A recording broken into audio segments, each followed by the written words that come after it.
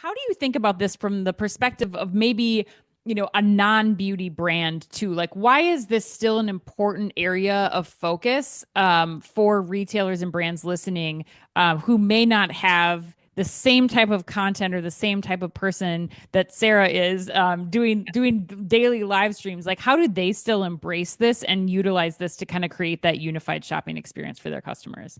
Well, we have Zoom calls every day with brands, right? That are kind of like, how do we do it? I wish I could bring Sarah to every one of my Zoom calls.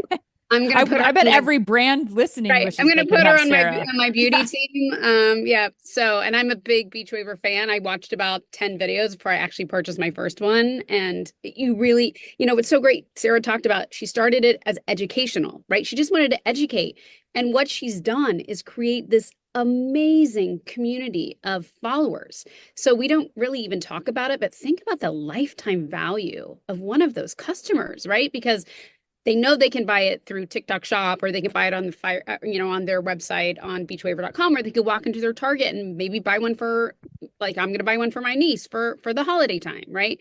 And I think what's happening is a lot of brands are putting a lot of money into like creating content for social, right? For Hmm. TikTok and Instagram. But then when you go to their page or their home, website, what do you see? You see static Yeah, images. there's a disconnect there for There's sure. like, wait a minute, where was the really cool videos that I was watching on Instagram? And when people go down rabbit holes of watching videos, wouldn't you rather have them go down the rabbit hole on your own site? Yeah. Right? Instead of on Instagram or TikTok, where all of a sudden the algorithm is going to push, Beachwaver competitors to maybe that customer because they know they have an intent to purchase, right? So once you get them to the site, if you can have that same experience, and I encourage everybody to go to beachwaver.com, because what they do really well is they use our floating player. So even when you just go in and you don't really know what you're looking for, the floating player pops up on the home screen.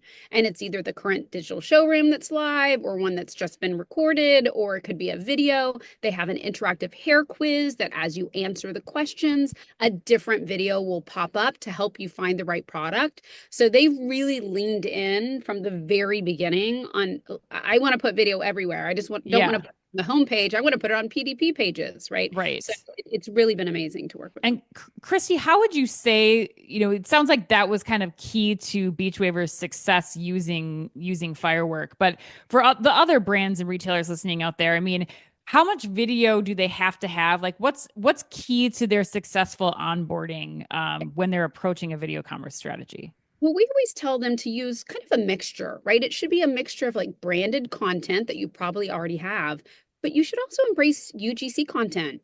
I mean, this is content that people are pushing your brand and you don't even know it, right? So through the Hmm. Firework console, you can actually search for hashtags. You can search in TikTok and Instagram, beachwaver.com, and look and see who's talking about your brand, and they could utilize those videos as well. So utilize UGC content, right? Besides just expert and branded content. So it's nice to have a mixture.